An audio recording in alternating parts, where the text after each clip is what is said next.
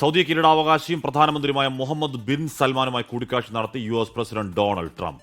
അമേരിക്കയിലെ സൗദിയുടെ നിക്ഷേപം $1 ലക്ഷം കോടി ഉയർത്തുമെന്ന് മുഹമ്മദ് ബിൻ സൽമാൻ. സൗദിക്ക് 5ാം തലമുറ F-35 പോർ വിമാനങ്ങൾ നൽകാനും ധാരണയായിട്ടുണ്ട്. As far as this gentleman is concerned, he's done a phenomenal job. You're mentioning somebody that was extremely controversial. A lot of people didn't like that gentleman that you're talking about. Whether you like him or didn't like him, things happen. But he knew nothing about it, and we can leave it at that. You don't have to embarrass our guest by asking a question like that. മധു കൊട്ടാരക്കരയാണ് അമേരിക്കയിലെ ന്യൂജേഴ്സിയിൽ നിന്ന് വിശദാംശങ്ങളുമായി ചേരുന്നത്. മധു, good evening. അവിടെ evening ആണല്ലോ. അപ്പോൾ കഴിഞ്ഞ ദിവസത്തെ ആ കൂടിക്കാഴ്ച, സൗദിയിൽ നിന്ന് $1 ലക്ഷം കോടി നിക്ഷേപം അമേരിക്കയിലേക്ക് വരുന്നു. തിരികെ F-35 അങ്ങോട്ട് കൊടുക്കുമെന്ന് പറയുന്നു. മാത്രവുമല്ല, ജമാൽ ഖഷോഗിയുടെ വധത്തെക്കുറിച്ച് ഒരു തിരുത്തും ട്രംപ് പറയുന്നുണ്ടല്ലോ. അയ്യോ, പറഞ്ഞപ്പോഴത്തേക്ക് സൽമാൻ രാജാവ് എന്നെ കുറിച്ച് തന്നെയാണോ ഈ പറയുന്നത്? Good morning Christina, Hashmi. Jamal ഖഷോഗിയുമായി ബന്ധപ്പെട്ടുള്ള ചോദ്യം ഡൊണാൾഡ് ട്രംപിന് ഇഷ്ടപ്പെട്ടില്ല. ട്രംപ് അത് പറയുകയും ചെയ്തു. വൈറ്റ് ഹൗസിൽ വന്നിരിക്കുന്ന അതിഥികളെ അപമാനിക്കുന്ന രീതിയിലുള്ള ചോദ്യങ്ങളൊക്കെ ചോദിക്കാൻ പാടില്ല എന്ന് പറഞ്ഞു. തന്നെയുമല്ല, സൗദി രാജകുമാരന് ഇത്തരത്തിലുള്ള കാര്യങ്ങളുമായിട്ട് യാതൊരു അറിവുമില്ല. തന്നെയുമല്ല, രാജകുമാരൻ വളരെ നയതന്ത്രപരമായിട്ട് അതിന് മറുപടി നൽകുകയും ചെയ്തു. അദ്ദേഹം പറഞ്ഞു, ഇത്തരം കാര്യങ്ങൾ സംഭവിച്ചതിൽ വേദനിക്കുന്നു. അതുമാത്രമല്ല, ഇതൊന്നും ഭാവിയിൽ ഉണ്ടാകാതിരിക്കാനായിട്ട് അവരുടെ സംവിധാനം തന്നെ വളരെ ശക്തിപ്പെടുത്തിയിട്ടുണ്ടെന്നും പറയുകയുണ്ടായി.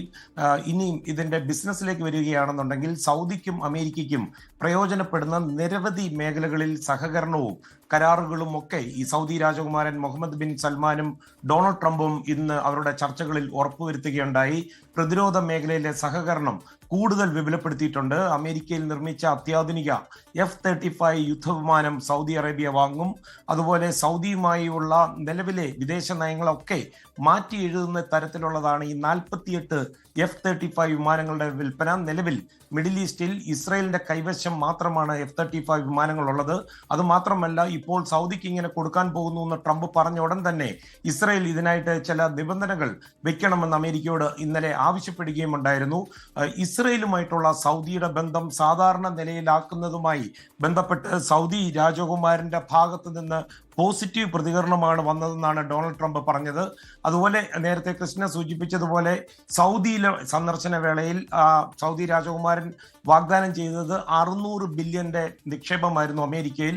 പക്ഷേ ഇപ്പോൾ ട്രംപുമായിട്ടുള്ള ചർച്ചയിൽ അമേരിക്കയിൽ സൗദി $1 ട്രില്യൺ നിക്ഷേപം നടത്തുമെന്നാണ് പറയുന്നത്. അതുപോലെ സൗദിയിലെ ഡൊണാൾഡ് ട്രംപിന്റെ ഓർഗനൈസേഷൻ നിരവധി ബിസിനസ്സുകൾ നടത്തുന്നുണ്ട്. ഇത് മാധ്യമപ്രവർത്തകർ ചോദിച്ചപ്പോൾ ട്രംപ് പറഞ്ഞത് ബിസിനസ്സുകളൊക്കെ അദ്ദേഹത്തിന്റെ കുടുംബമാണ് നോക്കുന്നത്, തനിക്കതിൽ ഒരു പങ്കുമില്ല, താൻ മുഴുവൻ സമയം അമേരിക്ക എന്ന രാജ്യത്തിന്റെ താല്പര്യങ്ങൾക്കായി മാറ്റിവെച്ചിരിക്കുകയാണ്.